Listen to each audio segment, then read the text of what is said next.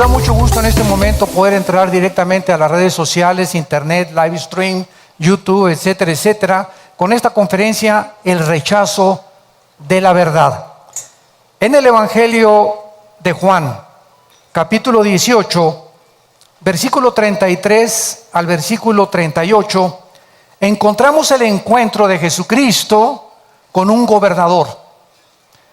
El gobernador de Judea, llamado Poncio Pilato.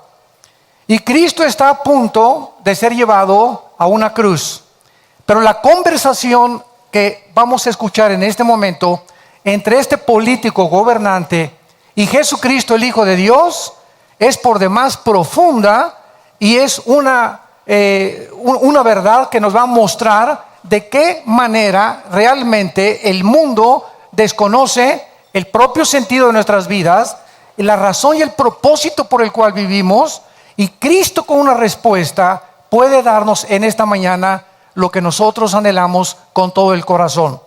Y dice así: entonces Pilato volvió a entrar en el pretorio y llamó a Jesús. Y le dijo: ¿eres tú el rey de los judíos? Jesús le respondió: ¿dices tú esto por ti mismo o te lo han dicho otros de mí? Pilato le respondió: ¿soy yo acaso judío? Tu nación y los principales sacerdotes te han entregado a mí. ¿Qué has hecho? Respondió Jesús: mi reino no es de este mundo. Si mi reino fuera de este mundo, mis servidores pelearían para que yo fuera entregado o para que no fuera entregado a los judíos, pero mi reino no es de aquí. Le dijo entonces Pilato: ¿eres tú rey? Respondió Jesús: tú dices que yo soy rey. Yo para esto he nacido y para esto he venido al mundo, para dar testimonio a la verdad. He venido al mundo a dar testimonio a la verdad. Todo aquel que es de la verdad, oye mi voz. Le dijo Pilato: ¿qué es la verdad? Y cuando hubo dicho esto, salió otra vez a los judíos y les dijo: yo no hallo en él ningún delito. Este gobernador, hace 2000 años, cuando Jesucristo le contestó que él no era el rey, sino que él estaba diciendo y aseverando que él era realmente el rey de los judíos, y acerca de la verdad, nos damos cuenta que es interesante que en el mismo momento que Pilato le hace la pregunta a Cristo: ¿qué es la verdad?, Pilato estaba haciendo la pregunta más profunda de la filosofía moderna. Es una pregunta que tiene una profundidad y la vamos a desarrollar en esta mañana de una forma bíblica y teológica, porque ¿de dónde viene el pensamiento o la idea filosóficamente de qué es la verdad? ¿De dónde proviene este concepto? ¿Por qué es tan importante al pensamiento humano? Cada idea que tenemos, cada relación que cultivamos, en cada conversación que nos involucramos, estamos de alguna manera buscando la verdad.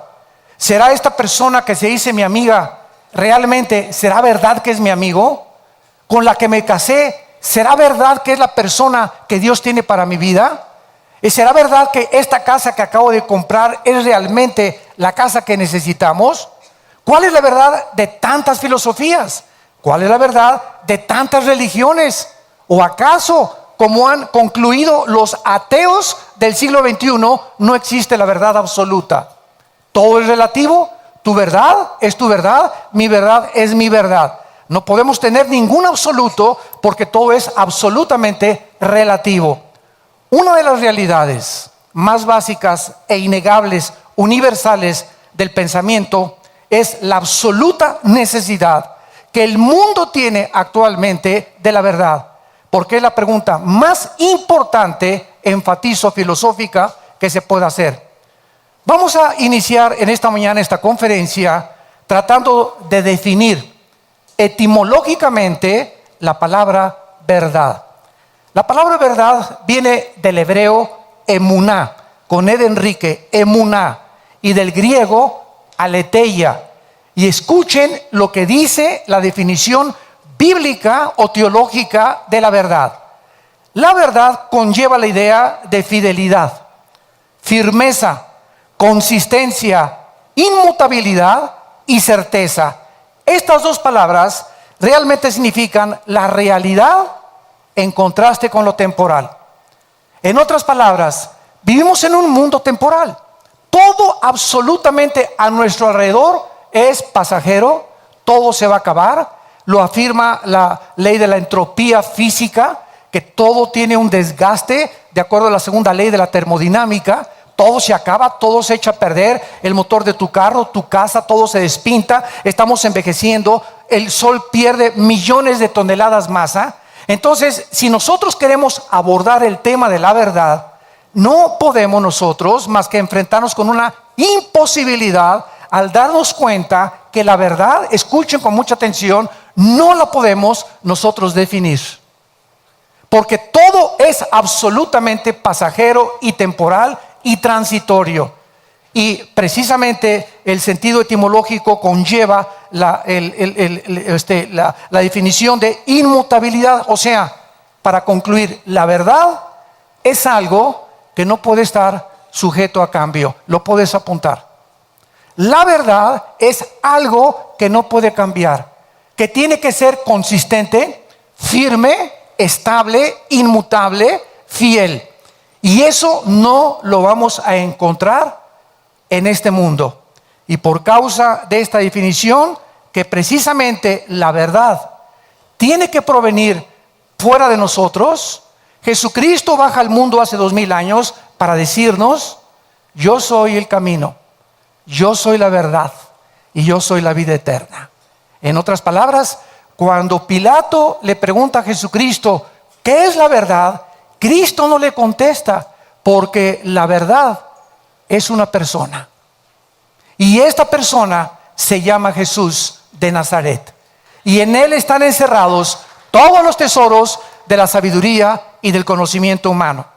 Veamos nosotros, por ejemplo, en el libro de Deuteronomio, en el Antiguo Testamento, de qué forma Dios es el autor.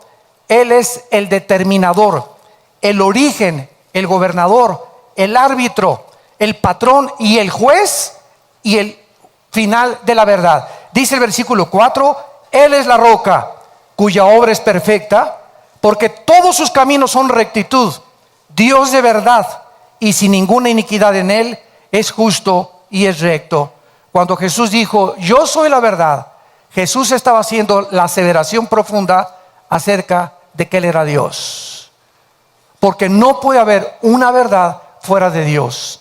Y cualquier enfoque filosófico que se quiera abordar para tratar de definir la verdad o tratar de encontrar la verdad entre nosotros los seres humanos, nunca nos vamos a poder satisfacer. Nos vamos a enfrentar con un mundo de hipótesis, de especulaciones, etcétera, etcétera, como se encuentra actualmente el mundo.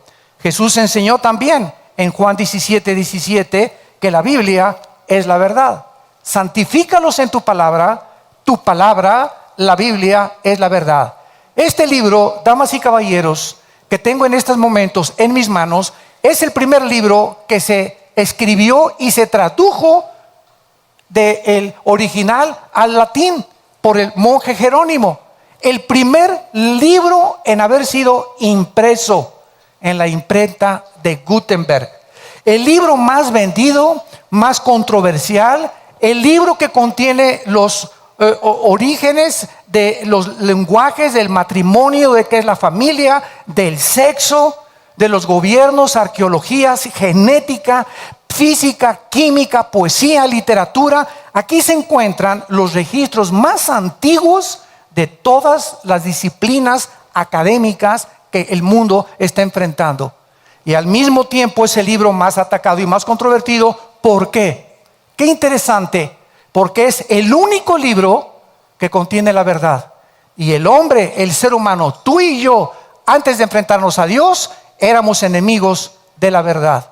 Porque la verdad, como dice el dicho en mi rancho, no duele, ¿verdad? Pero la verdad llega a lo profundo de tu corazón y la verdad te lastima. Y el mundo no está preparado y no quiere aceptar la verdad de Dios. Veamos nosotros lo inadecuado, en segundo lugar, de todas las definiciones que se han manejado. La verdad separada de Dios no significa absolutamente nada. Un matrimonio sin Dios tiene muy pocas probabilidades de funcionar. Una persona que quiera alcanzar en la vida, pues como los jóvenes ahorita, cuando me invitan a mí a las universidades a dar conferencias, siempre les pregunto a los jóvenes, ¿qué carrera están buscando ustedes? El 90% me contestan, carreras donde pueda hacer plata, donde pueda hacer dinero. Y entonces comienzan a buscar por los diccionarios y por todos los medios a encontrar cuáles son las carreras de programador o de experto en cibernética o experto en computación. ¿Qué es lo que ahorita produce más dinero y donde puedes encontrar un futuro, entre comillas, que garantice tu próxima casa y tu próximo matrimonio y tu próxima familia? Siempre es el dinero, el dinero, el dinero. Y cuando se persigue el dinero como el fin, el dinero no es que sea malo, porque lo malo es el amor al dinero. El dinero no es malo, pero cuando se persigue el dinero como el fin, te equivocas y llegas a los 25 años, a los 28 años con tu título de ingeniero, de arquitecto, de médico o de programador y te das cuenta que no es para lo que tú naciste, que no es realmente donde tú tenías tu corazón, sino que escogiste esto guiado equivocadamente por una verdad que no existe. Una verdad que estabas completamente divorciada de Dios. Dios como su origen es el único que nos puede decir que es la verdad y ningún ser humano puede definir la verdad. Yo he estudiado, como lo vamos a ver ahorita, Aristóteles, Sócrates, Sóstenes, Hegel, Emmanuel Kant, etcétera, etcétera, la dialéctica materialista, y todos los filósofos y todos los ateos del siglo XX buscaron la verdad, como el famoso Jean-Paul Sartre, el padre del existencialismo en los 60s. Escribió el libro La náusea, El muro, y antes de morir Sartre en Francia le dice a una de sus hijas, me encuentro en la vida como en mi libro con un muro donde quiero tratar de penetrar y encontrar científicamente el conocimiento a través de la filosofía y me estrello contra algo que no puedo yo traspasar. Y ese muro precisamente que Sartre no pudo traspasar es lo que la Biblia le llama, damas y caballeros, la limitación del conocimiento y el intelecto humano. Hasta que el ser humano reconozca que somos limitados, que tenemos un intelecto que no puede compararse. Si vamos a suponer que si Dios existe, tiene que ser un ser infinitamente sabio, cuyos pensamientos y cuyos caminos son mucho, mucho más grandes y más altos que los nuestros. Esto es lógico, siguiendo una línea lógica elemental. Entonces, si Dios es ese Dios y yo soy un hombre con un cerebro de chícharo, de renacuajo, de caracol, ¿cómo me atrevo a creer que yo puedo concebir, poder decirle a Dios por qué hiciste esto o te equivocaste, o si yo fuera tú no lo hubiera hecho? A ver, ven para acá, Dios, siéntate aquí, soy el juez, yo te voy a juzgar y tú me vas a responder. Esto se conoce en la Biblia con la palabra soberbia intelectual, que es la base del ateísmo. Que es el ateo? Una persona que se cree Dios. Él no cree en un Dios, en algo que trascienda su conciencia. Él cree que Él puede determinar el bien y el mal. Él puede determinar las reglas de conducta. Él puede decir lo que es bueno y lo que es malo. Eso es endiosarse. Y es la aberración intelectual más grande que existe en el corazón humano. Entonces, no podemos nosotros entender que no podemos nosotros definir la verdad. Solo Dios es eterno, autoexistente, autosuficiente. Él es el creador con todo lo que existe. Solo Él podemos encontrar el origen de la verdad. Si no creemos esto, vamos a tratar de definir la verdad sin ninguna referencia a Dios.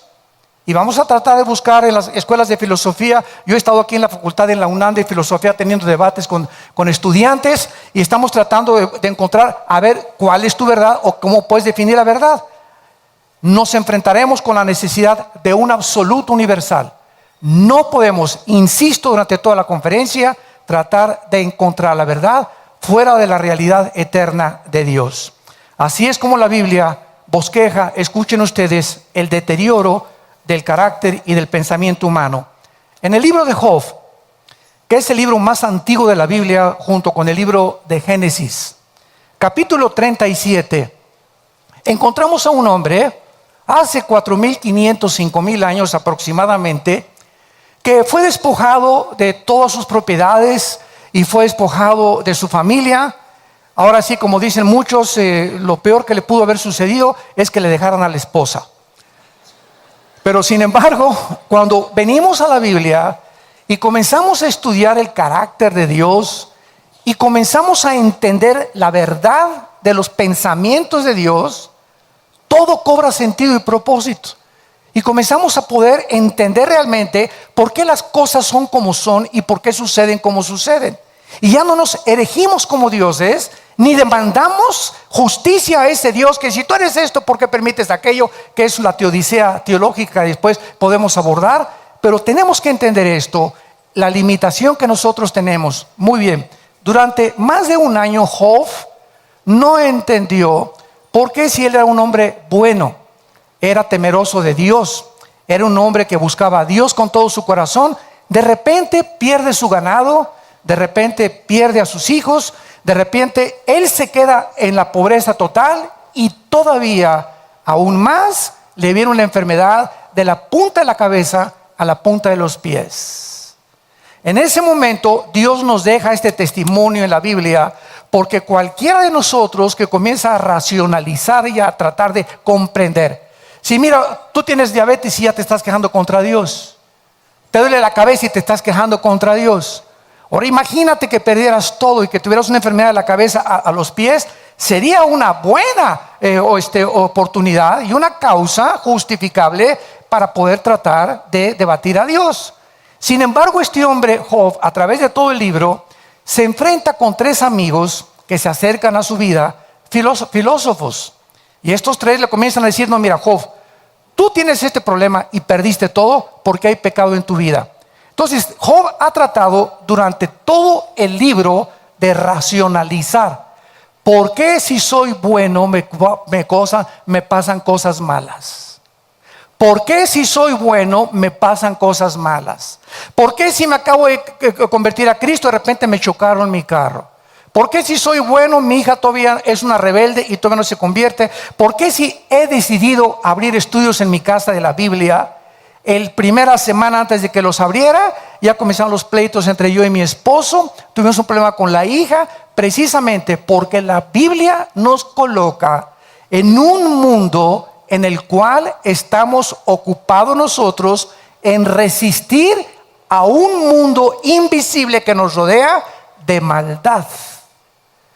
Vivimos un mundo ocupado por un querubín llamado Luzbel, Lucifer, que se rebeló contra Dios hace millones de años, antes de que existiera ni siquiera el tiempo, la materia y el espacio, y con la tercera parte de los ángeles. Y este planeta, Dios en su soberanía ha permitido que Él lo controle. La Biblia dice que ahorita el mundo en que tú y yo vivimos está controlado, dominado e influenciado en las artes, en las diversiones, en las películas, en todo absolutamente por Satanás y sus demonios.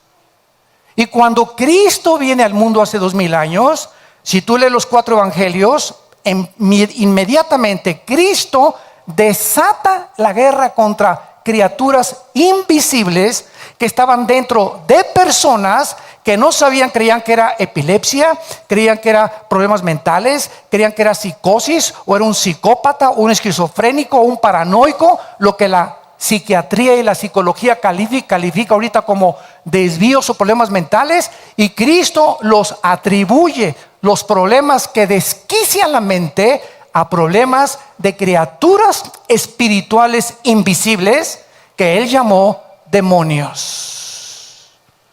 Y la palabra daimón en el griego significa criaturas inteligentes, seres inteligentes. No vamos a desviarnos mucho en eso, pero Job, a pesar de toda esta presión que nosotros tenemos actualmente en el siglo XXI, porque estamos bajo una presión tremenda, ¿de dónde viene el estrés, la angustia? De que de repente no estamos seguros del futuro y me siento con ansiedad porque me estoy preocupando por algo que ni siquiera va a existir, porque estoy así tenso, amargado, enojado, intranquilo, sin paz, porque no estoy seguro de mi vida. Quiero tener el control de mi vida yo, y es imposible controlar nuestras vidas.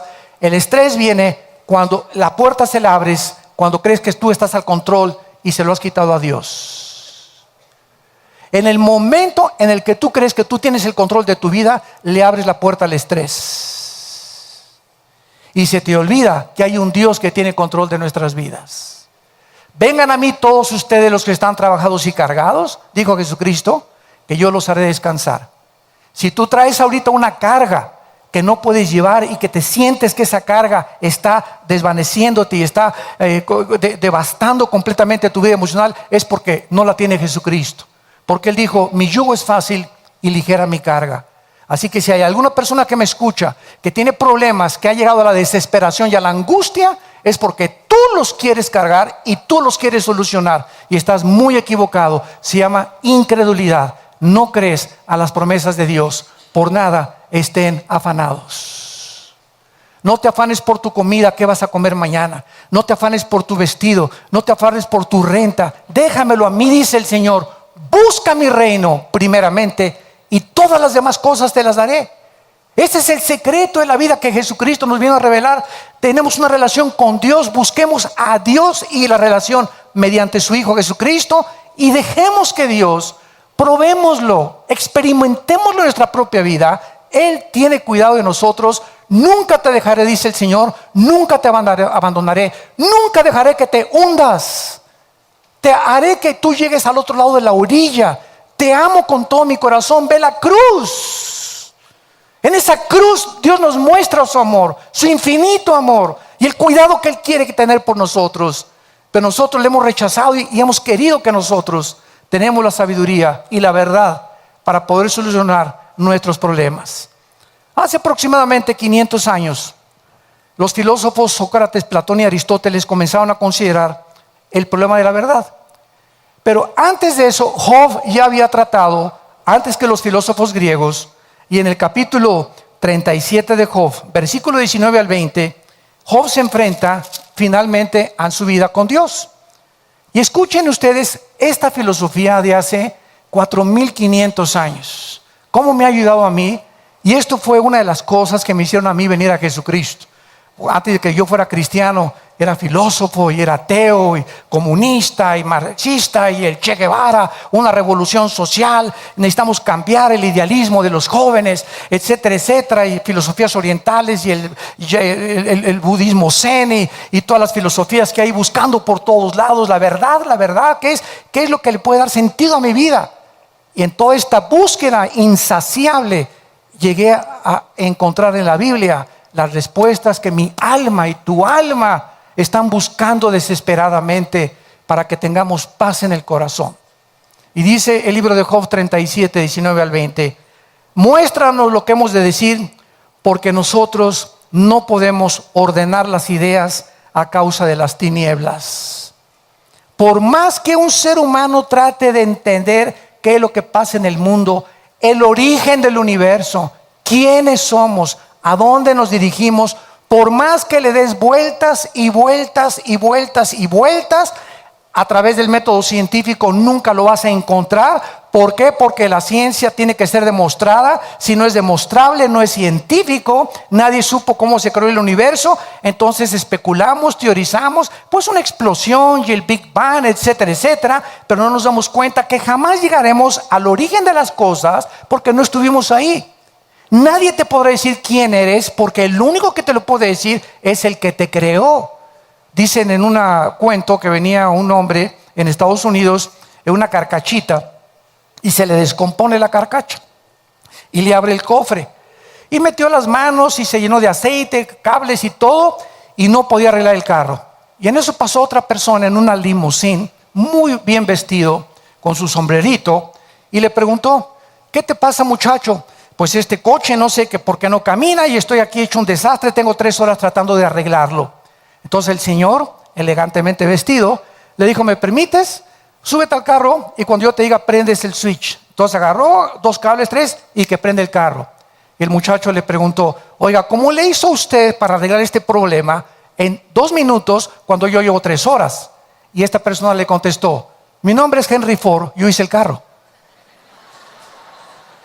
Un Ford modelo T, 1906, 1907. Y así estamos nosotros, queriendo arreglar con psicología el matrimonio y nuestros hijos, y con la psiquiatría y con filosofías orientales, y buscando por allá, y de un teatro al otro, de una filosofía a otra, de una botella a otra, de una droga a la otra, buscando siempre por todos lados. Y todos somos hombres, somos humanos. Nadie más que Dios nos puede ayudar, entendámoslo. Estamos tratando de arreglar algo que trasciende las capacidades que tenemos nosotros para ser padres, para ser esposos, para ser hijos, para ser empresarios. Va mucho más allá de la capacidad con la cual tú y yo hemos nacido. No somos dioses, necesitamos a Dios. Y es hasta el momento en que tú reconoces tu necesidad que tienes de Dios, cuando verdaderamente tu corazón se puede abrir, porque la Biblia dice: me encontrarás porque me buscarás con todo tu corazón. Vemos nosotros también en el versículo 20 de Job 37, que dice Job: por más que el hombre razone, quedará como abismado. Por eso el 90% de los ateos o mueren locos o mueren completamente amargados contra alguien que no existe. Por el amor de Dios, se han pasado toda su vida luchando con algo inexistente. Fue lo que le dijo Sartre a su hija antes de morir: ahora reconozco que he sido un tonto, yo me considero un filósofo racionalista, y ahora comprendo, concluyendo mi vida y mi lucha y mis pensamientos, que me he pasado más de 75 años luchando contra alguien que no existe. Esto es un absurdo filosófico ya de por sí. Qué increíble, ¿verdad? Pero esa es la mente humana. Y también dice en el capítulo 40 de Job, versículo 2: además le responde Jehová a Job y le dice: ¿es sabiduría contender con el omnipotente? ¿Qué contestarías tú? ¿Podría un niño de 3 años ponérsele al brinco a Alberto Einstein? Oye, explícame tu fórmula E igual a MC al cuadrado. Mira, chamaco, cabeza melocotón, por más que yo te lo explicara, tienes primero que aprender a sumar, restas, quebrados, raíz cuadrada, cálculo diferencial, matemáticas cuánticas, etcétera, etcétera.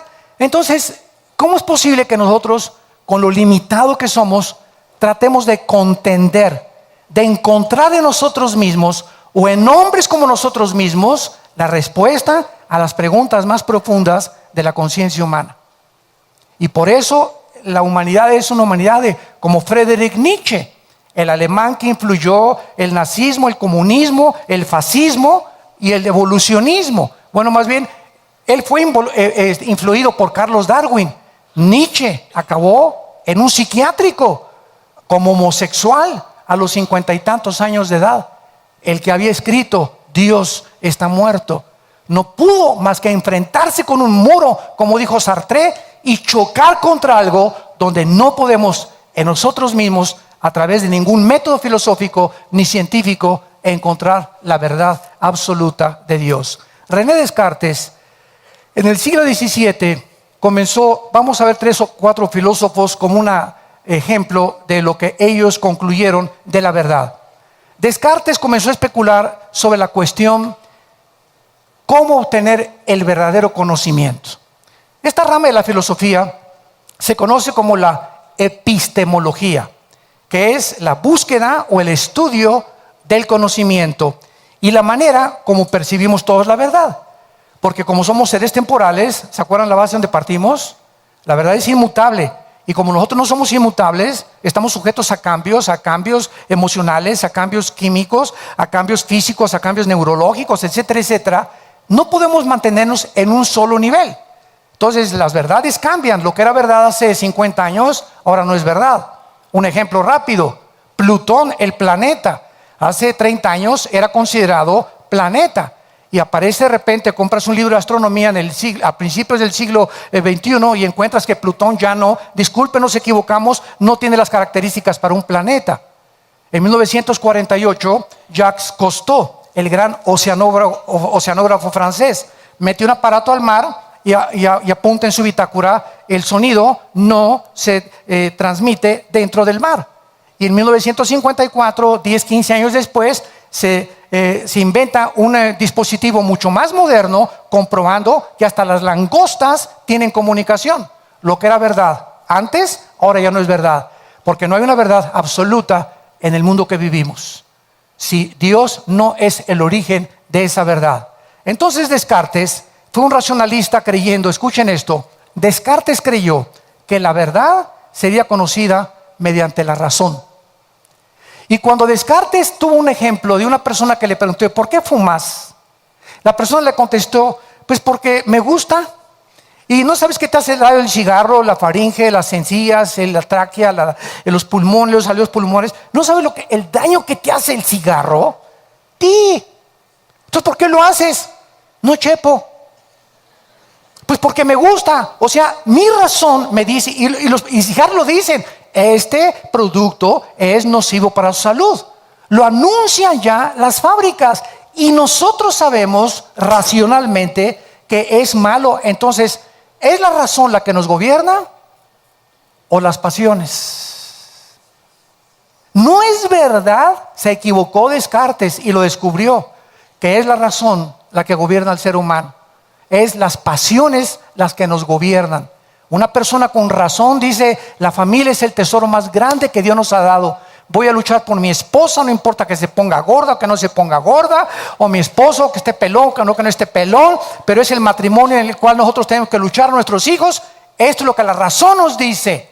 Y de repente viene la pasión, ¿verdad? Y el hombre se va con una muchacha 30 años más joven que él, porque cree que se le alborotó el gallinero, se va detrás de ella y destruye su trabajo, destruye su matrimonio, destruye a sus hijos, todo el ejemplo de sus hijos los echa para abajo, y cuando se muera van a ponerle en su lápida, aquí murió una persona que nació en las tinieblas, murió en las tinieblas y regresó a las tinieblas. Una persona más de las millones, una estadística más de una persona que nunca conoció la verdad. Nunca supo lo que era realmente la verdad y la felicidad. La felicidad no es cuánto tenemos, sino cuánto disfrutamos de la vida. Esa es la felicidad. Y mucha gente tiene millones de pesos y de cosas y no disfrutan lo que ellos tienen, porque están equivocados en cuanto a su verdad de percibir el mundo. Immanuel Kant viene después de Descartes y demuestra que ni la lógica, ni la experiencia, ni el racionalismo, ni el empirismo podría obtener el conocimiento humano. Para que me entiendan, el empirismo o la filosofía empírica es la que te dice, es la filosofía atea. Yo no creo lo que no veo, lo que no oigo, lo que no huelo, lo que no tiento, lo que no percibo, por mis 5 sentidos. Si yo a través de mis 5 sentidos no percibo absolutamente la realidad, entonces no es verdad. Entonces ellos, los empíricos, hacen a un lado lo espiritual y lo sobrenatural. Para ellos no existen los milagros, no existe un mundo que pueda trascender el de nosotros, porque ellos creen que no pueden creer en nada de lo que no ven, no oyen, no tocan, no perciben. Y este fue Immanuel Kant. El racionalismo y el empirismo comenzó a ser guiado para poder encontrar la verdad, y otro hombre más que fracasa. Y vino Hegel, argumentó que el método de Kant, lo criticó, era inadecuado. Y entonces Hegel propuso y dijo, la realidad es constante, negando que la realidad es constante, o sea, todo está sujeto a cambios. Y Hegel comienza a acercarse un poquitín más a la definición etimológica de la palabra verdad en la Biblia. No podemos encontrar a través de nuestros 5 sentidos la verdad, ni del conocimiento. Vamos a juntar a todos los más grandes hombres científicos, Jack Hawkins, Einstein, Carlos Marx, Charles Darwin. Dime, como dicen en mi tierra, el gallo giro que tú quieras. Tráeme tu gallito. ¿Quién es tu escritor mejor que me pueda citar? Platón, Sócrates. Tráeme al que quieras y ponlos junto a Jesucristo. Ni comparación. Tráeme todos los libros sagrados que quieras, el Tripitaka de Buda, los Vedas de los persas, el Corán de los musulmanes, el libro del Mormón. Tráeme todos los libros que tú consideres sagrados y comparémoslo con la Biblia junto. Ni siquiera ninguno de los libros que tú me puedas traer se pueden comparar con el conocimiento y las evidencias tan grandes científicas que tiene la Biblia del ser humano y del universo. Es la palabra de Dios, y eso es lo que debemos amar con todo el corazón, la palabra de Dios.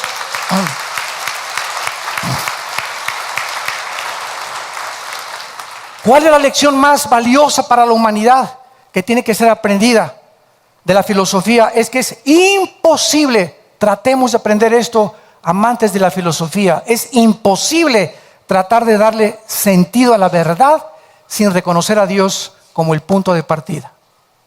Desde cualquier perspectiva que tú quieras abordar y el estudio de qué es la verdad, realmente, qué es la verdad en el universo que existo, de dónde vengo, quién soy, para qué nací. ¿Hay vida después de la vida? Y si no hay vida después de la vida, nada tiene sentido, nada tiene propósito. La moral es relativa, porque para los nazis, matar 6 millones de judíos era su verdad. Cuando los trajeron al juicio de Nuremberg, 1947-48, les demostraron que la conciencia la habían violado, porque abusar de un grupo étnico como los judíos, no importa que o musulmanes o negros o mexicanos o chinos o lo que sea, cualquier ser humano que se erija superior a los demás es un hombre que ha perdido completamente la brújula de la verdad. Porque la verdad es que todos somos hechos de la misma sangre, que somos una misma raza, amarillos, morenos, negros, blancos, anglosajones, etcétera, etcétera, que todos provenimos de Dios y que todos los seres humanos, por más pobres que sean, por más ricos, por más indígenas, fuimos creados a su imagen y semejanza. Esto es lo que le hace digno al ser humano, las imágenes y semejanza de Dios. Y esta es la razón por la cual debemos de tratarnos con respeto. Este es el fundamento de los verdaderos derechos humanos, la imagen y semejanza que Dios ha estampado en nuestros corazones. Y mientras no tengamos ese respeto de los unos por los otros, es lo que proviene con la palabra racismo, que cada vez aumenta más y más en el mundo. En el libro de Colosenses capítulo 2, versículo 8, el apóstol Pablo dice lo siguiente: nadie los engañe por medio de filosofías, ni de huecas sutilezas según la tradición de los hombres, sino según en Cristo. La Biblia nos hace un llamado de atención y nos dice: ten cuidado cuando vayas al puesto de periódicos y leas el Calimán. Y la revista, ¿verdad? Duda. Por eso tienes las dudas que tienes. Y todas las librerías están llenas de especulaciones, de teorías, de perspectivas de un hombre, de otro hombre, etcétera, etcétera. Y cuando tienes así los billones de volúmenes de literatura que existen en el mundo, te puedes preguntar: ¿quién de todos está diciendo la verdad? ¿A quién voy a seguir? ¿Quién es mi líder? ¿El Che Guevara? ¿Mahoma? ¿Mahatma Gandhi? ¿Confucio? ¿Zoroastro? ¿A quién voy a seguir? ¿Quién puede elegirse y mostrarme cuál es el camino que mi vida debe de tomar? ¿Quién me va a decir cómo debo ser, qué responsabilidad tiene un hombre casado con su esposa? ¿Quién le va a decir a la mujer qué es la mujer y cuál es el valor verdadero de una mujer dentro de la sociedad donde ella se desarrolla? ¿Quién les va a enseñar a los hijos? ¿Quién les va a decir qué es el sexo? Si yo tengo ahorita una copa y agarro una linterna y me la sirven llena de agua la copa y agarro una linterna y le hago así, alguien me dice: Armando, la linterna es un dispositivo que fue creado por el fabricante para echar luz, no fue fabricado para darle vuelta al agua. Entonces estás usando algo completamente equivocadamente. Para eso se usan las cucharas. Y por eso los jóvenes, como no saben para qué se usa el sexo, ni la gente sabe para qué sirve el sexo, lo estamos usando fuera del matrimonio de una forma completamente prohibida moralmente por la Biblia y por Dios, sin saber que detrás del mandamiento no cometas inmoralidad se encuentra el amor de un Dios que Él sabe las consecuencias tan graves que nosotros vamos a recoger cuando usamos el sexo indiscriminadamente. Solo Dios nos puede decir qué es el sexo. No me vengas por favor con el sexólogo de tu familia, o en la televisión el doctor sexólogo. ¿Y ese de dónde lo sacaron? ¿Él inventó el sexo? Creo que el que inventó el sexo es el único que nos puede decir para qué sirve el sexo, cuándo debe usar el sexo y por qué nos dice Dios: no lo uses fuera del matrimonio. Él es el Dios que nos creó a su imagen y semejanza. Y cuando nos sometemos a sus leyes, podemos encontrar una vida completamente de paz y de completamente tranquilidad. La guerra contra la verdad no es nada nuevo, damas y caballeros. Comenzó hace 6,000 años aproximadamente en el huerto del Edén, cuando la serpiente le dijo a Eva, la mujer: el día que comas de ese árbol del conocimiento del bien y del mal, serás como Dios, sabiendo el bien y sabiendo el mal. En otras palabras, tú no necesitas a Dios para decidir qué es bueno y qué es mal. Y esta es la razón por la cual la humanidad se encuentra ahorita en la depravación moral en que se encuentra. Porque ahora ya la sociedad está aceptando que un hombre se case con un hombre, que una mujer con una mujer, y llegando al descaro, a la desfachatez y al síntoma más grande de descomposición social, que una pareja de esta se atreva a adoptar un niño. Destruir psicológicamente a un niño es un crimen, es el más grande de acuerdo a Jesucristo. El que tropiece a un niño, dijo Cristo, que se amarre una piedra en el cuello y que se eche a un río. Es destruir para siempre la vida de un niño. ¿Con qué derecho? Hagan ustedes lo que quieran, no se metan con la adopción de los niños. ¿Quieres vivir con un hombre? Ve con un hombre y revuélcate con un hombre, pero no metas una criatura en medio de su porquería en la que están viviendo. Esa es la palabra de Dios y Dios sabe por qué lo está haciendo. Ahí viene la lucha entre la verdad y la mentira. ¿Se dan cuenta? La verdad duele. La verdad es directa. Y la verdad nos mueve en el mundo que hemos creado nosotros y que percibimos que es mejor. Y cuando alguien me dice, ¿estás mal? No, yo no estoy mal. Y no me conviene aceptar ese Dios porque yo tengo mis mandamientos. Si me someto a sus mandamientos, me estás diciendo que ya dejo yo de ser Dios. Eso es exactamente lo que Dios te dice en esta mañana. Ríndete y arrepiéntete de tus pecados. Y entiende que tú no eres Dios y que necesitas mi poder para transformar tu vida y mostrarte el camino, la verdad y la vida. La lucha entre la verdad y la mentira, entre el bien y entre el mal, entre la luz y las tinieblas, entre la seguridad y la duda, entre la fe y el temor, entre la santidad y el pecado, entre lo falso y lo verdadero. No hay más que dos luchas, dos titanes en el universo, y aquí mi mente y tu mente es el campo de la batalla. Aquí en nuestra mente es donde se libra la guerra entre la verdad y la mentira, entre la luz y las tinieblas. Y tú fuiste y yo fui creado como un agente moral responsable de las decisiones que tomamos. Cada decisión que tú tomes en tu vida, cada cosa que tú hagas en tu vida tiene consecuencias, para bien o para mal. Recuerda eso, porque lo que sembramos lo recogemos tarde o temprano. Y es esta guerra la que tú y yo tenemos que decidir, pidiendo auxilio y gritándole al que nos creó: reconozco que no soy Dios, que te necesito, Señor. Mi familia te necesita. Quiero tu guía, quiero tu dirección. Quiero amarte con todas las fuerzas de mi alma. No quiero pasar aquí en la vida como los animales, sin ningún propósito después de la vida. Cristo resucitó de los muertos y nos trajo la esperanza, la firme convicción de que la vida trasciende esta vida. La vida después de esta vida nos está esperando para enjugar nuestras lágrimas y para recordar cuando despertemos a su imagen y semejanza, ya sin el pecado, que podamos decir: valió la pena que las aflicciones que hemos pasado en esta corta vida, que son 70, 80 años lo que dura nuestra vida, comparables con la vida que nos tiene Dios esperando por toda la eternidad. Y finalmente,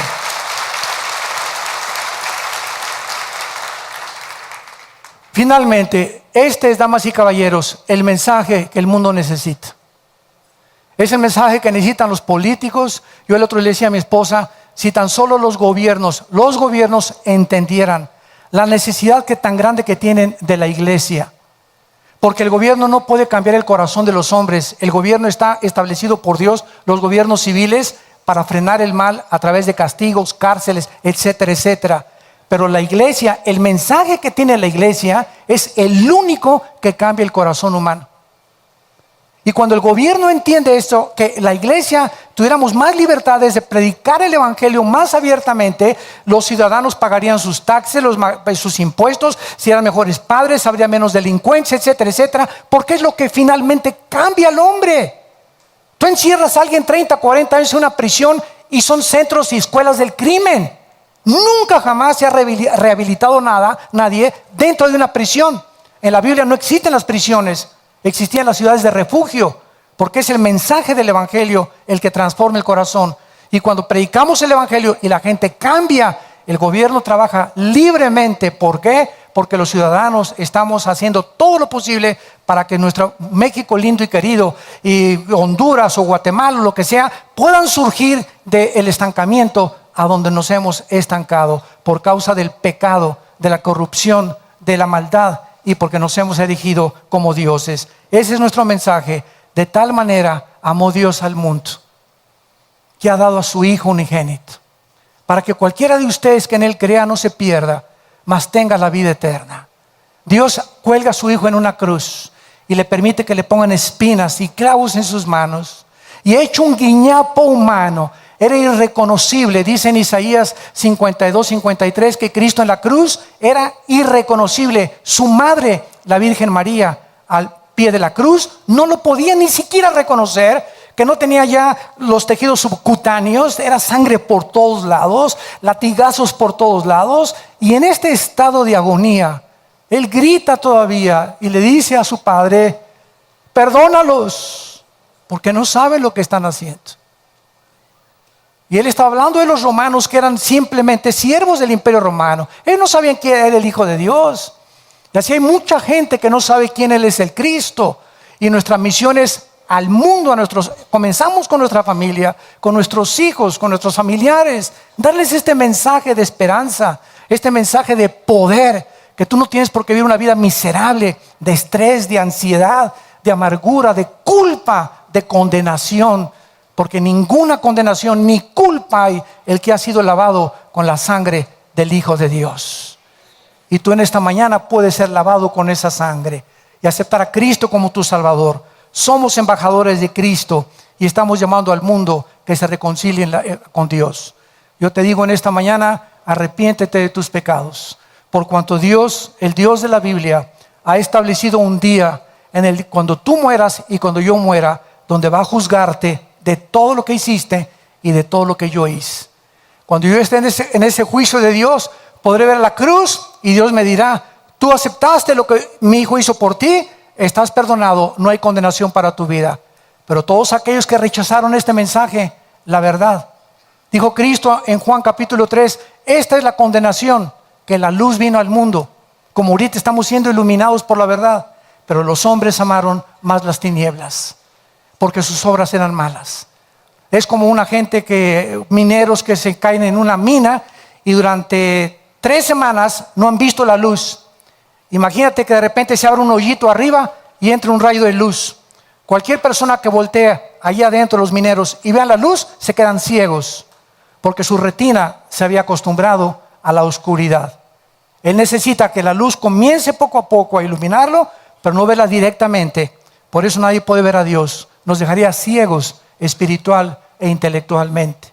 Entonces esta luz viene progresivamente en tu vida cuando aceptas a Cristo y comienzas a ver que ya entiendas la Biblia y le das la vuelta, y sin que te des cuenta ya tienes un año en Cristo y tienes una paz que nunca te pudiste explicar. Tienes un sentido en tu vida, tu matrimonio comienza a cambiar, nuestros hijos comienzan a cambiar y nos damos cuenta que Jesucristo vive. Él vive. Y Él es la razón por la cual nosotros vamos a vivir también. Si Él no hubiera resucitado, no habría para nosotros ninguna esperanza. Ninguna esperanza. ¿Cuántos de ustedes quisieran en esta mañana? Ninguno ha venido aquí, ni los que nos oyen por la televisión y los medios de redes sociales. Ninguno está oyendo esta conferencia por coincidencia, ni por accidente, sino porque Dios en su misericordia, escúchame, y en su gracia, Él te ha traído y te ha permitido que tú abras tus oídos en esta mañana y detengas tu vida. Ya pongas un alto a tu manera de vivir y te regreses a Dios, reconozcas que lo necesites, te arrepientas sinceramente de tu vida y abraces la cruz. Porque este es el mensaje que es el que va a transformar completamente tu vida, tu familia, tu trabajo y tu futuro. ¿Cuántos de ustedes quisieran en esta mañana abrirle su corazón al Hijo de Dios? Les pido por unos instantes que inclinen su cabeza. Los que gusten, así con tu rostro inclinado, dile a Dios estas palabras con todo tu corazón, lo más sincero que tú puedas hacer. Dile: Señor mío y Dios mío, Te pido perdón por mi vida, por mis pecados. Reconozco que he vivido en las tinieblas, haciendo mis propios mandamientos y mis propias reglas para vivir. Ahora comprendo que te necesito, que tú en esa cruz diste a tu Hijo unigénito, Jesucristo, para que con su sangre, con su vida, Él pudiera pagar lo que yo nunca hubiera podido pagar con mis buenas obras. Porque ahora comprendo que es por la gracia que tú me aceptas en Él. Nos aceptas en el amado Señor Jesús. Creo que a los 3 días saliste de esa tumba, venciste la muerte. Y por eso te pido, porque creo con todo mi corazón que estás vivo, que entres a mi vida en este instante como mi Señor y mi Salvador. Te recibo, Jesús. Gracias por lo que hiciste por mí en esa cruz. Ahora dame el poder de cambiar mi vida, de transformar mis pensamientos, mi corazón. Te pido por mi familia, por mis padres, mis hijos, mi matrimonio, mis amistades, que ahora yo sea tu embajador, tu embajadora, y dame las palabras para hablarles de ti. La vida pasa tan rápido que es como un vapor que aparece y desaparece en la mañana.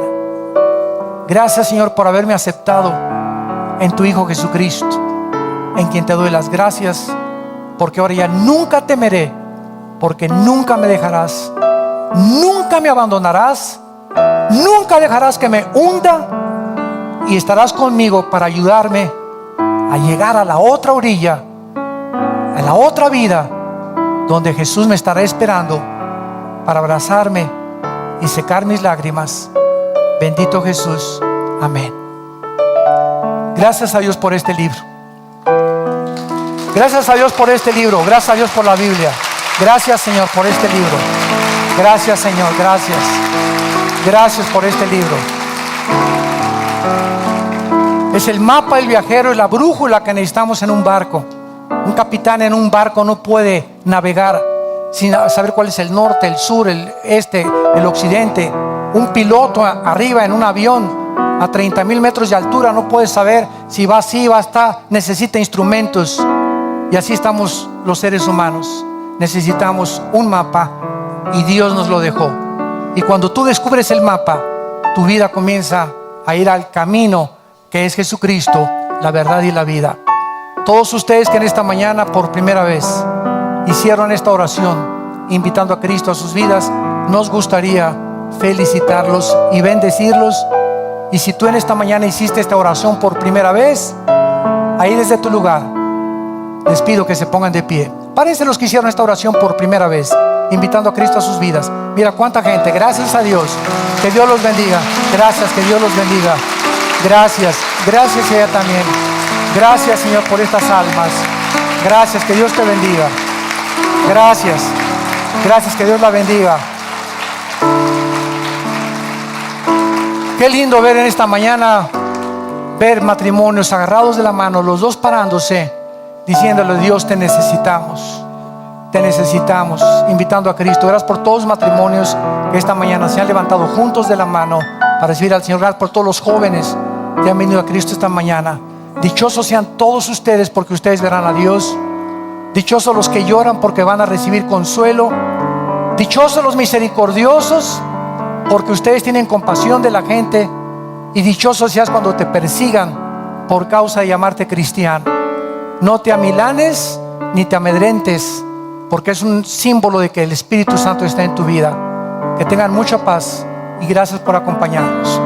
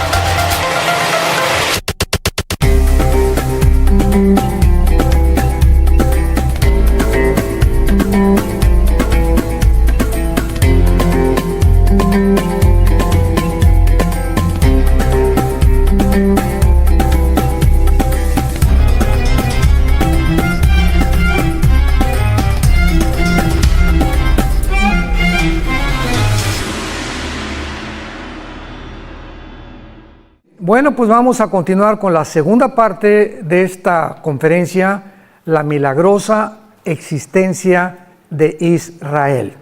Yisrael se dice en hebreo. Y-I-T, Yisrael. Cuando abordamos el tema o el tópico de Israel, es imprescindible, sobre todo ya que estamos aquí, entender por qué Dios escogió esta nación. Dios, en primer lugar, es un Dios de orden y es un Dios de diseño. Los cielos cuentan la gloria de Dios, vemos en el universo un diseño, ¿correcto? Y vemos un orden, o sea, la Tierra gira en 24 horas sobre su eje, con una inclinación de 23 grados y medio exactamente sobre su eje, en 365 días alrededor del Sol. Gracias a este movimiento alrededor del Sol, tenemos las 4 estaciones del año. Y la Tierra no se mueve de su eje, gira a la misma velocidad de rotación y de traslación. Entonces vemos en todo el universo un orden y un diseño que es imposible de romper. Las galaxias están cada día extendiéndose y durante muchos años los físicos o los científicos o astrónomos estuvieron tratando de determinar si la Tierra giraba alrededor del Sol o el Sol giraba alrededor de la Tierra. Cuando Galileo Galilei en 1625 más o menos descubre con su telescopio que es la Tierra la que gira alrededor del Sol, el Vaticano lo condenó a muerte. Que lo querían matar porque ¿cómo era posible que un dogma que se había establecido se pudiera violar? Y después pasaron diferentes posiciones y una de ellas fue algo que se acaba de descubrir, que realmente si la Tierra o la materia era eterna o fue creada. Entonces muchos astrónomos y científicos comenzaron a alegar que pues el universo realmente tenía que haber tenido un principio, y cuando comenzamos a entender la Biblia, por ejemplo en Hebreos capítulo 1 que dice, Señor, los cielos envejecerán, pero tú permaneces igual, nos muestra lo que hasta que se descubrió la primera y la segunda ley de la termodinámica, que es la ley base de todas las disciplinas científicas, porque todo se basa en la primera y la segunda ley de la termodinámica. La segunda ley dice que todo se oxida, que todo se echa a perder, así que la misma física estaba estableciendo que realmente la Tierra tuvo un principio y tendrá un final, que es lo que establece la segunda ley de la termodinámica, tal como la Biblia se adelantó a la física, como se ha adelantado a la genética, a la paleontología, a la antropología, a la astrología, a la antropología, etcétera, etcétera, y a todas las demás disciplinas académicas. La Biblia es maravillosa. Entonces la Biblia ya predecía hace más de 3000 años que la Tierra tenía que acabarse, el Sol pierde millones de toneladas cada segundo de masa y todo tiende a un deterioro, tal como la Biblia lo profetizó. Muy bien. Una vez que Dios hace todas estas cosas, el orden y el diseño, crea al ser humano. Los ángeles fueron creados antes que nosotros. Y es lógico que al crear al ser humano, Dios nos tenía que dar leyes. Y a Dios le interesaba, por supuesto, que esas criaturas que somos nosotros, pudiéramos estar conscientes de su existencia. Los animales, los changos, los cocodrilos, los conejos, las tortugas, los insectos, las aves, no tienen conciencia de Dios. Y esta es la más grande diferencia. Si alguna persona me dice, ¿cuál es la diferencia entre nosotros? Como una vez a mi esposa y a mí nos dijo el pediatra de nuestros hijos cuando eran chiquitos, acostamos a Caleb un día y lo tenía examinando el pediatra y nos dice, miren el hoyito que tiene aquí en el coxis, es donde teníamos la cola. Y estoy hablando de un pediatra, director, me reservo, de uno de los más grandes hospitales de pediatría de la Ciudad de México, una eminencia en pediatría. Yo me quedé absorto. ¿Cómo es posible que esta persona siga creyendo en la teoría de la evolución? Yo recuerdo que entonces le pregunté cuál es la diferencia entre los hombres y los animales. No es la crin, no es la cola, no es nada. La Biblia es el único libro que nos dice que no venimos de los animales y que la conciencia de Dios es la que nos distingue de toda la creación. Nunca verás un congreso de conejos, alabaré, ni de chimpancés, ni de orangutanes, ni de delfines, que son los animales más inteligentes, ni de perros, porque la conciencia de algo o alguien que existe, dice Eclesiastés 3:11, que Dios puso la eternidad en tu corazón y en mi corazón.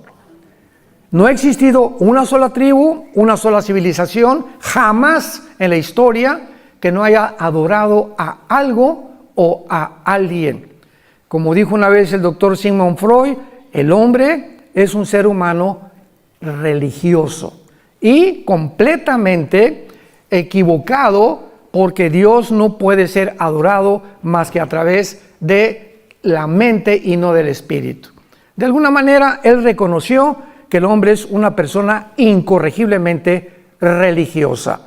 Entonces, al crearnos Dios, él tenía que escoger un puntito en el globo terráqueo, un puntito geográfico, donde él pudiera determinar, y a través de los 6,000 años de historia, que todas las naciones se concentraran en ese puntito que él puso, porque dice Ezequiel capítulo 5, versículo 5, que Israel es el ombligo de Dios.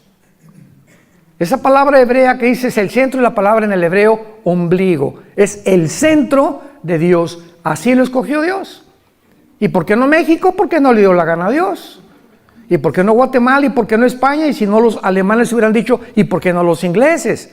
El asunto es que Dios tenía que escoger un punto para que la atención principalmente de las profecías de los últimos tiempos, que estamos nosotros y somos la generación que la estamos enfrentando, pudiéramos recordar hoy más que nunca venir a la Biblia. Y esta es la generación que ha llegado a la cúspide de la tecnología. Y esta tecnología es la que está enloqueciendo y convirtiéndose en un Dios para los seres humanos. Entonces Dios escoge a Abraham y le dice: Abraham, ven para acá. Abraham no era judío, viene de Irak, y lo trae de una tierra completamente, todavía no se formaba Israel, pero él habitaba en Irak, casi cerca con Siria, porque en el Antiguo Testamento Siria e Irak era la tierra de la Mesopotamia, que significa la tierra entre dos ríos, entre el Tigris y el Éufrates.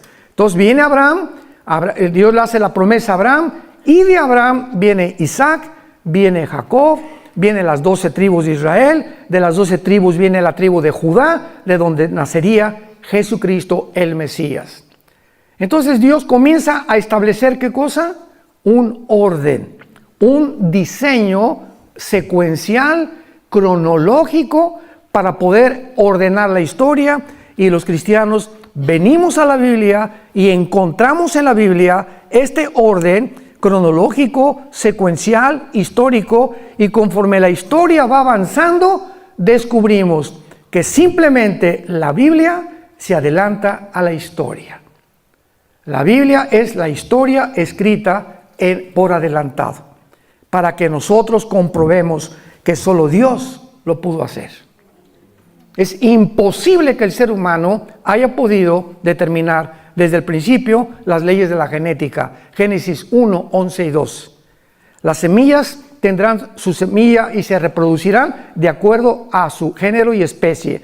El chango conforme a su género y especie. La naranja tendrá una semillita y contendrá los minerales y las vitaminas que van a beneficiar al ser humano. Las manzanas van a ser manzanas, las uvas van a ser uvas. Todo absolutamente Dios lo determina a través de las semillas.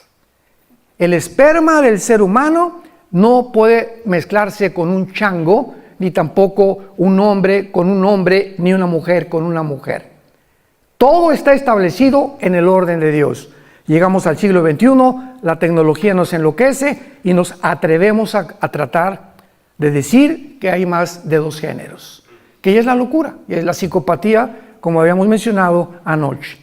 Entonces se forma la nación de Israel y ya vimos hace 2 días para formar la primera nación monoteísta.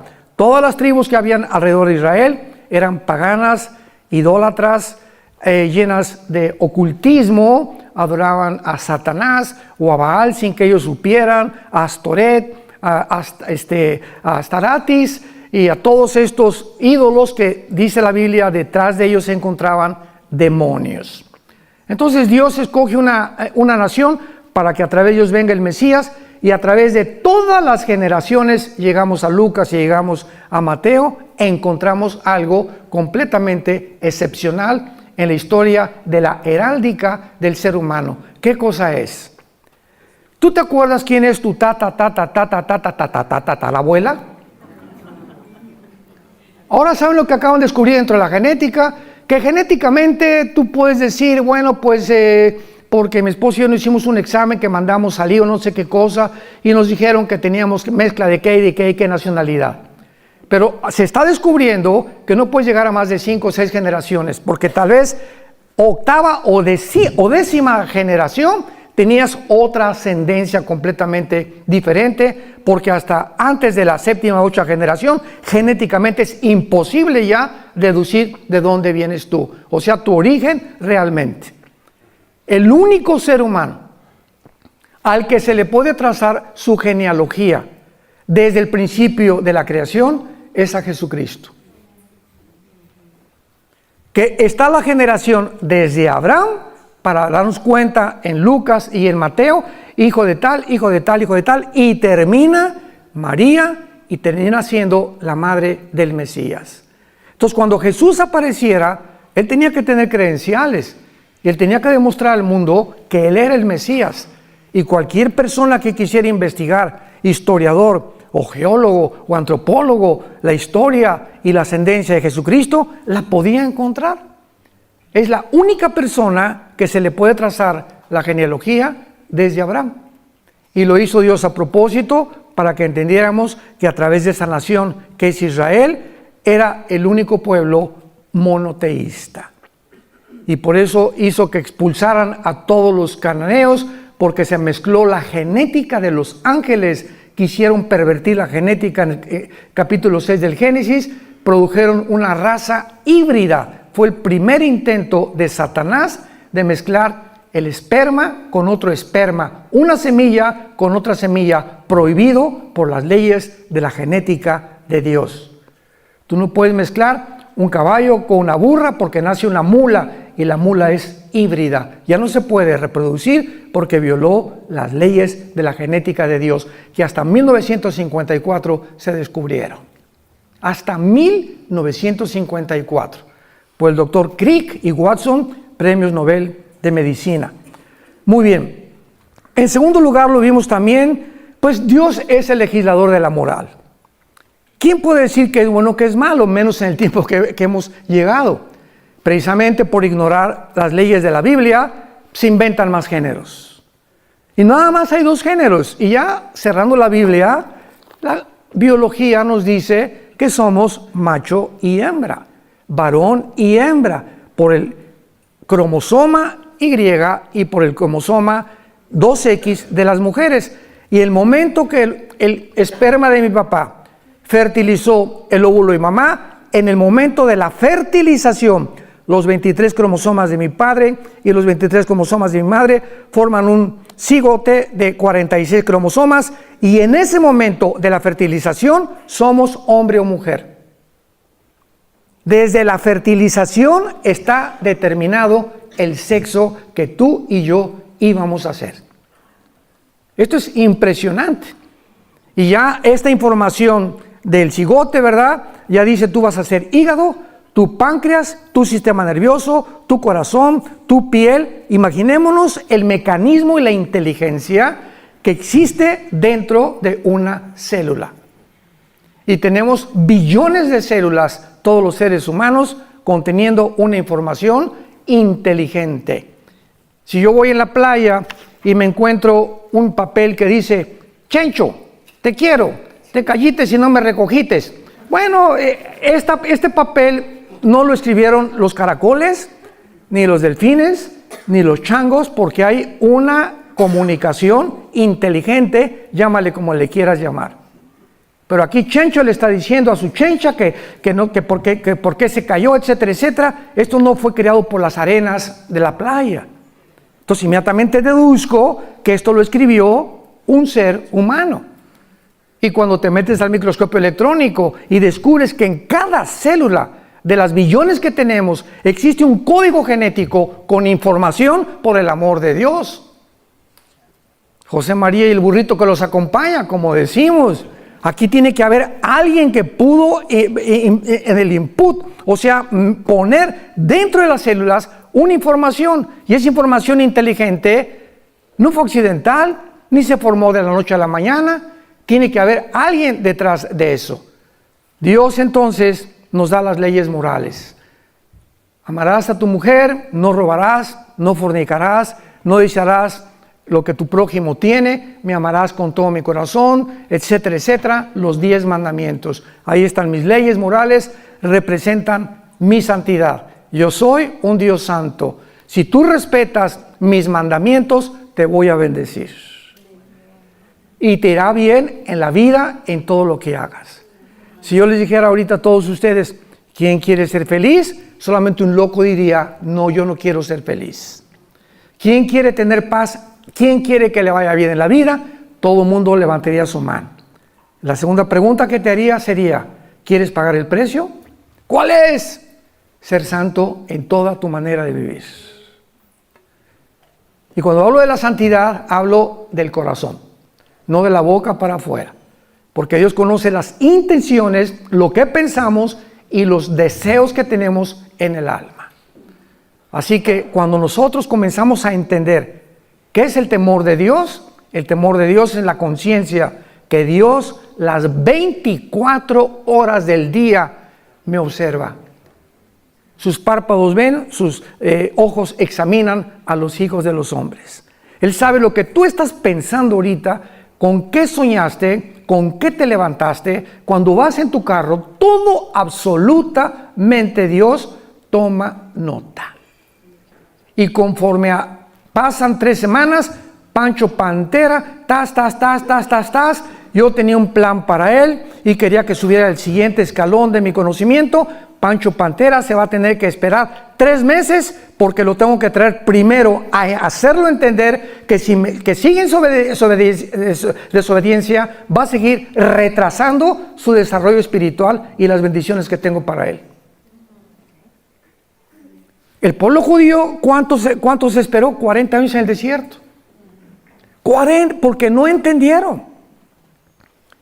Geométricamente, una línea recta es un punto que te llega a otro y continúa. Un círculo en la geometría es un punto que parte y regresa al mismo lugar. ¿Qué hicieron los judíos? 40 años en el desierto, círculos. Salían y regresaban y nunca avanzaron. Siempre regresaban a lo mismo y a lo mismo, pues se quedaron muertos en el desierto. Y dice 1 Corintios 10, estas cosas sucedieron para nosotros, para que aprendamos que Dios exige, demanda la santidad. Y que seamos entendidos de cuál sea su voluntad. Y finalmente vemos en Romanos capítulo 9, versículo 4, que desde luego Israel tenía que ser la nación a través de la cual naciera el Mesías. Y como el Mesías tenía que ser varón, pues tenía que traer el cromosoma Y.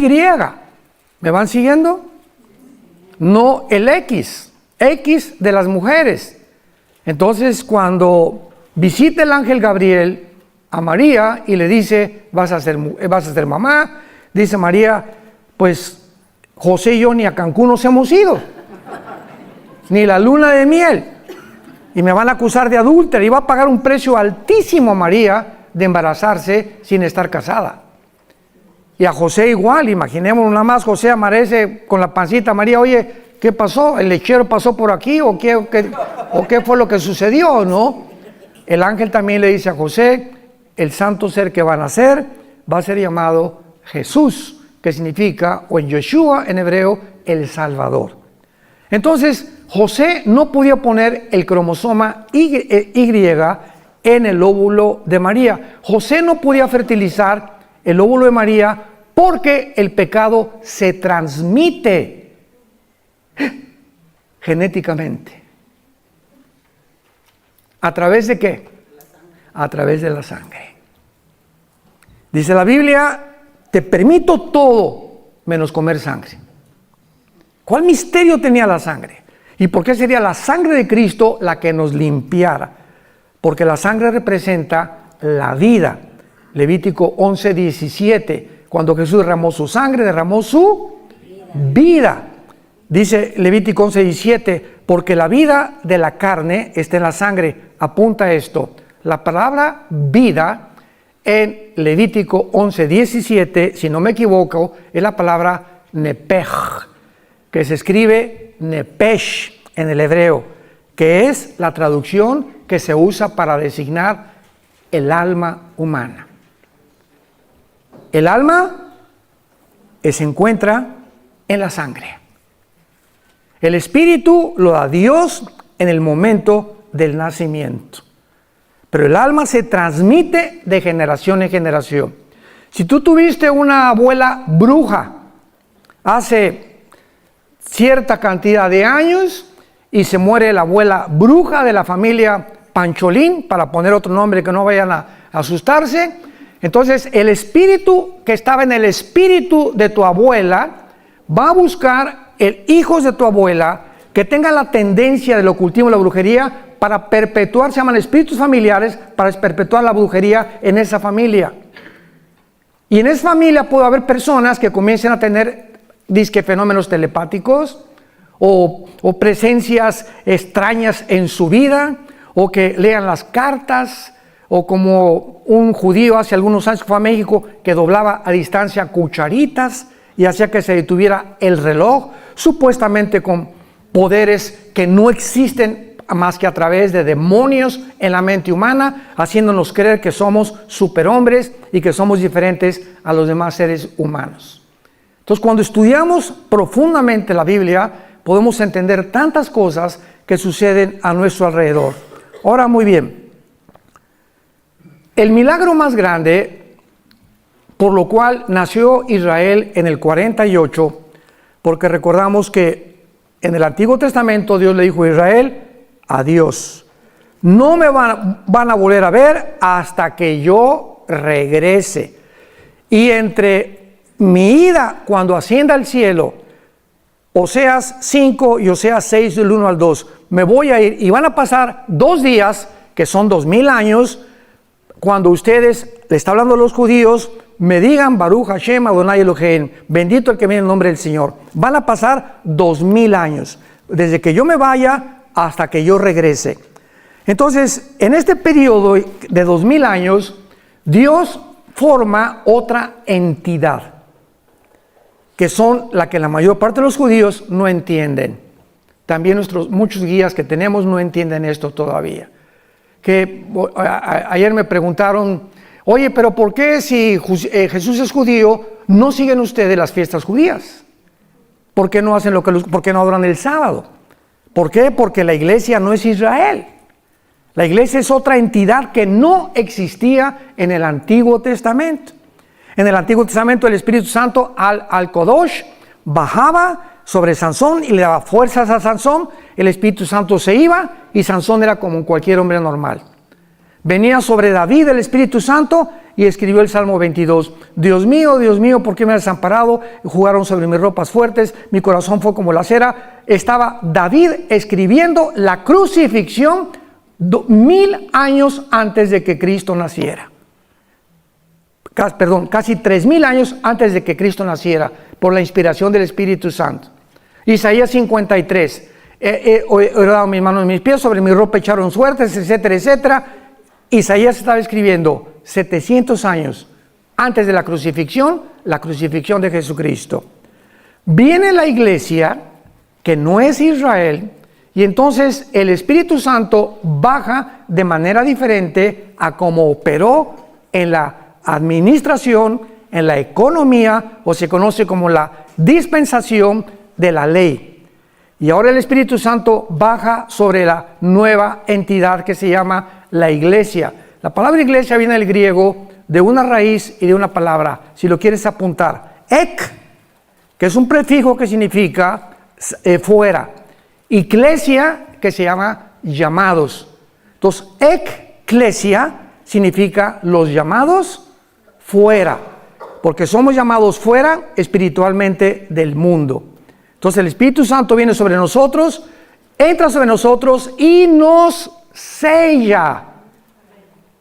1 Corintios 6, ¿qué no sabéis que el Espíritu Santo mora en vosotros y que ya no sois vuestros hasta el día de la resurrección? Cuando tú mueras y cuando yo muera, el Espíritu Santo ya no lo necesitamos. Nos vamos a la presencia de Jesucristo. Hasta ese momento, el Espíritu Santo nunca nos va a abandonar. Esto no sucedió en el Antiguo Testamento. La iglesia ahora es el cuerpo de Cristo. En el Antiguo Testamento no existía el cuerpo de Cristo. Los israelitas no eran el cuerpo de Cristo, lo somos nosotros. Y cuando venga el rapto, solamente los que están en Cristo, en el cuerpo de Cristo, o sea, desde Pentecostés hasta el día del rapto, nos vamos con el Señor. Los judíos resucitarán al final de los 7 años de la tribulación en la segunda venida de Cristo. Daniel 12, 1 y 2. Pero Dios tenía que preparar y avisarnos que ya venía, antes que los judíos. Y se los voy a explicar. Cuando Jesús vino, preparó el Bautista su venida a través de los bautizos. Y comenzó el Bautista a gritar: arrepiéntanse y hagan frutos de arrepentimiento, porque viene alguien que no soy digno de desatar sus zapatos. Juan el Bautista era primo hermano de Jesús. Y Juan el Bautista nació 6 meses exactamente antes que su primo hermano, que Jesucristo. Isabel era parienta de María. Entonces, cuando aparece Jesucristo en el río Jordán, mañana en el río Jordán, Juan el Bautista estaba bautizándolos para arrepentimiento de pecados, preparando el camino, porque habían pasado 400 años sin palabra de Dios. De Malaquías hasta el Bautista, Dios no le había vuelto a hablar a Israel. Entonces nos imaginamos la dureza del corazón, que hasta lo rechazaron y lo crucificaron, porque en 400 años el corazón se les endureció. Tenía que el Bautista venir antes y comenzar a preparar el corazón para que cuando apareciera Jesucristo, el terreno estuviera flojo. Yo no puedo sembrar en un terreno donde está dura la tierra. Tengo que meter un azadón y rascarle para aflojar la tierra y aventar la semilla y pueda crecer. Los corazones tenían que ser rasgados por la predicación tan fuerte del Bautista: generación de víboras, y ustedes hagan frutos de arrepentimiento, y a los soldados no hurten y respeten al prójimo, etcétera, etcétera. Y se juntó toda la gente sintiendo en el espíritu que verdaderamente el Mesías estaba cerca de su venida. Entra Jesucristo y dice Juan el Bautista: ese es el Cordero de Dios. ¿Por qué dijo el Cordero de Dios? Porque el Cordero era lo que todos los judíos sacrificaron en el día de la Pascua, desde Éxodo capítulo 2. Entonces, Dios tenía que preparar a Israel, y si Dios iba a regresar con Israel, en el 48 vino la resurrección nacional. Veamos ahora rápidamente la preparación de Dios para que en el 48 no surgió accidentalmente una nación formada en un día, el 14 de mayo. Veamos cómo desde el siglo XVIII, desde el siglo XIX, comienza Dios a levantar y preparar el camino, porque Dios nunca hace nada sin antes preparar. Tú no eres ingeniero sin preparación. No eres psicólogo sin preparación. No eres Bocelli o Pavarotti. Pavarotti lo reprobó su maestro de canto porque no lo hacía, tuvo que prepararse, vocalizar 3-4 horas, un pianista 3 o 4 horas. Todos tenemos antes que ir primaria, secundaria, preparatoria, universidad, estudiar que nos prepara para que finalmente nos entreguen un diploma o un certificado profesional. Entonces Dios también trabaja de la misma manera. Él no puede actuar de una forma accidental. Y cuando descubrimos lo que hizo Dios antes, para que veamos cómo estos eventos de la historia no fueron accidentales, nos va a abrir los ojos para comprender la grandeza de Dios. El Éxodo fue uno de los milagros más grandes que Dios hizo en el Antiguo Testamento, porque no cabe duda que fue el milagro más portentoso de Dios en el Antiguo Testamento. Rodeados por un lado los egipcios, enfrente del mar. Ahora sí que para esto nos sacaste, Moisés. Estamos entre la espada y la pared, y de una forma milagrosa le dice Dios a Moisés: diles que se estén quietos, shalom, que no se muevan y que vean lo que voy a hacer. Y de repente Dios abre el mar y entra todo Israel, atraviesa el Mar Rojo, viene el faraón con los egipcios y al meterse al Mar Rojo hunde sus carrozas y mata a todo el ejército del faraón. Este milagro debía haber quedado impregnado en las mentes de las futuras generaciones de los judíos. Y los judíos tenían la obligación de enseñarles a sus hijos, a sus nietos, etcétera, etcétera, acerca de este milagro, porque les serviría para recordar que Jehová pudo librarlos ¿de qué? De la esclavitud de Egipto. Hijito, ¿sabes por qué somos libres? Porque hace tantos años Dios hizo un milagro impresionante.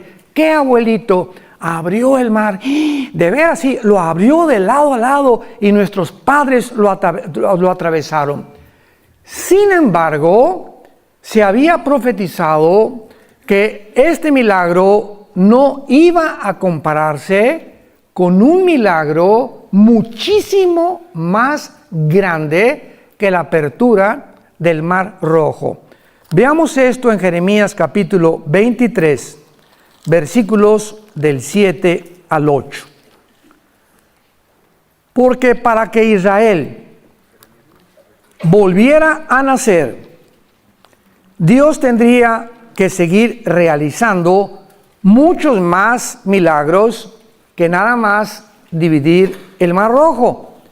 Y veamos algunos de estos milagros que Dios hizo para que Israel sobreviviera en nuestros días y la forma como Dios trabaja en la historia humana. Jeremías 23 del 7 al 8. Escuchen con mucha atención. Por tanto, dice el profeta Jeremías, vienen días, dice Jehová, en que no dirán más. Ya no van a acordarse de qué cosa.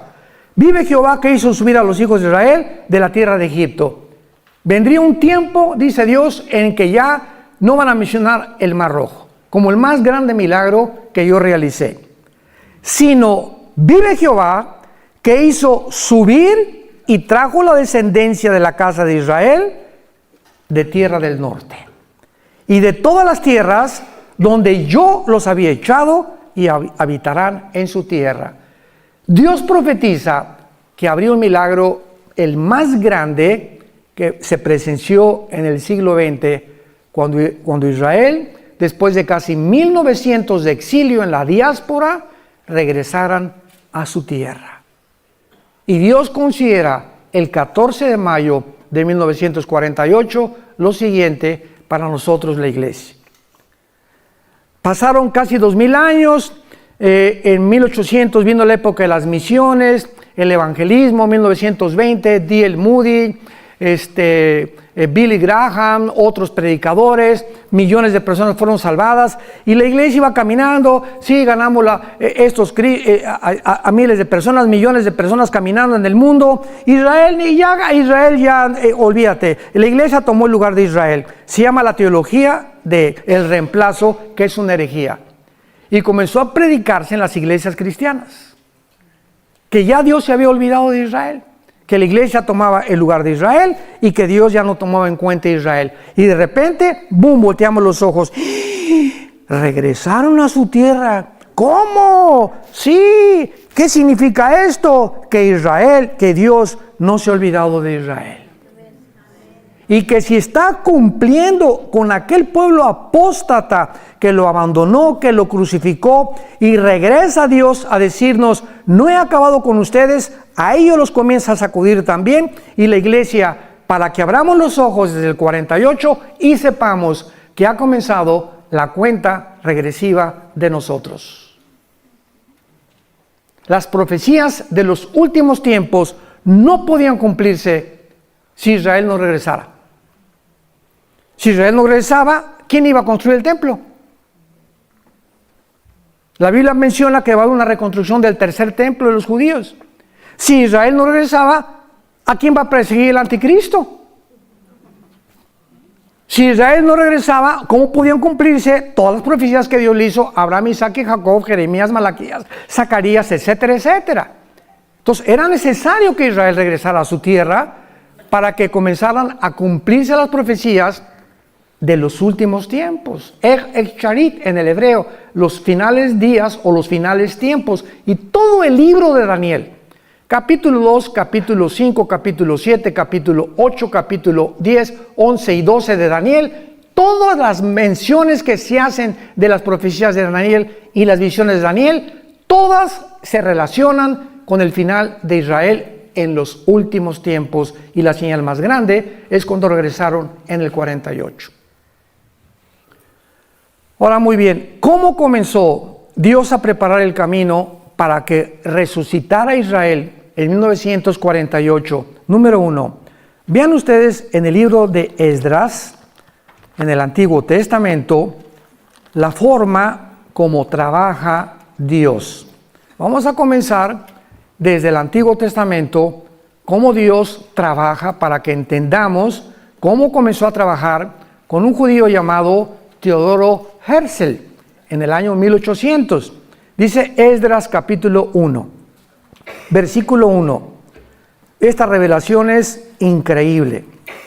En el primer año de Ciro, rey de Persia, para que se cumpliese la palabra de Jehová, para que lo que Dios dijo tenía que cumplirse, despertó Jehová el espíritu de un sacerdote, el sumo sacerdote, algún profeta. Dios tiene que trabajar a través de los gobiernos. Despierta al rey de Persia, que es actualmente Irán, porque hasta 1935 Irán se llamaba Persia y se le cambió el nombre a República de Irán. 1979, República Islámica de Irán, cuando sacaron al Shah, y entonces se establece el Islam en Irán como la religión, porque ellos son persas, no son realmente musulmanes ni árabes tampoco. Entonces Dios despierta a un rey, y este rey, ¿para qué lo despertó Jehová el Espíritu de Dios? Escuchen, hermanos, Dios tiene el poder también de obrar en las personas que no son cristianas. Porque en Isaías se le llama a Ciro el siervo de Jehová. Y muchas veces Dios trabaja en personas, en personajes, principalmente en gobernantes, para cumplir sus propósitos. Versículo 5. Entonces se levantaron los jefes, ya vemos aquí al pueblo de Israel, se levantaron los jefes de las casas paternas de Judá y de Benjamín, y los sacerdotes y levitas, todos aquellos cuyo espíritu despertó Dios. Subrayen eso los que trajeron sus Biblias. Cuyo espíritu despertó Dios para subir a edificar la casa de Jehová, la cual está en Jerusalén. Dios trabaja con el gobierno, porque si Israel no tenía el apoyo del gobierno, no podía Dios cumplir su palabra. Dios tuvo que concientizar al Dios Artajerjes, Nehemías capítulo 2, para que Nehemías regresara a restaurar las murallas de Jerusalén. Cuando Nehemías se presenta ante el rey Artajerjes de Persia, le dice: Señor, ora, dame gracia ante el rey, porque si tú no me das gracia ante el rey, no se va a cumplir tu palabra. Y Dios, cuando viene Nehemías y le dice, él era el copero del rey, Y un copero es el que probaba el vino para que no envenenara al rey. Los reyes antiguamente tenían sus coperos que probaban la comida y las bebidas antes de que ellos se las comieran, para evitar que murieran intoxicados o envenenados. Y Nehemías era el copero de Artajerjes, que era la persona de más confianza del rey, y le dice: dame permiso de irme. Tenía que Dios trabajar forzosamente en el corazón del rey para que Nehemías se pudiera ir, para que se cumpliera la palabra. Dios tiene que trabajar con los gobiernos para que la iglesia o el pueblo de Israel cumpla su cometido. Por eso confiamos, y nos dice la Biblia, sometámonos a todos los gobiernos. Ya sean comunistas, ya sean dictatoriales, ya sean monarquías, ya sean socialistas, tenemos que respetar los gobiernos. Los apóstoles vivieron bajo el peor de los gobiernos, los césares romanos. No encontramos una crítica en el Nuevo Testamento, ni de Pablo, ni de Pedro, ni de Santiago, ni de ninguno contra ningún gobierno. Lo contrario, 1 Timoteo 2, del 1 al 5, oren por vuestros gobernantes. De nada sirven las manifestaciones, y esto y el otro, y déjenos, y muera, y derroquemos, y acabemos. Eso es lo que yo pensaba antes de ser cristiano, se los conté. Cuando me hice comunista y creía que una revolución social era la que iba a transformar México. Qué equivocado estaba, porque no conocía a Dios, ni a Jesús tampoco. Entonces, ¿qué fue lo que pasó? Despertó Dios la conciencia de un judío llamado Teodoro Herzl. Y vemos nosotros que en el año 1800, más o menos, me dijo Isaac, eran como el 90, bueno, entre 85 y 90, este judío lo despierta el Espíritu Santo y comienza él a soñar que Israel ya tenía que regresar a su tierra. Y a principios del siglo XX, entramos al siglo XX, no había ninguna señal que pareciera indicar que Jesús regresara. Al comenzar el siglo XX no había ninguna señal que pudiera decir: nos encontramos en los tiempos finales. La primera en aparecer fue la declaración de Balfour, o de Balfour, decretada el día 2 de noviembre de 1917 por Balfour en Inglaterra, donde él apela a la Liga de Naciones para que ya Israel se le considere que regrese a su tierra. Pero había un problema. ¿Cuál es el problema para que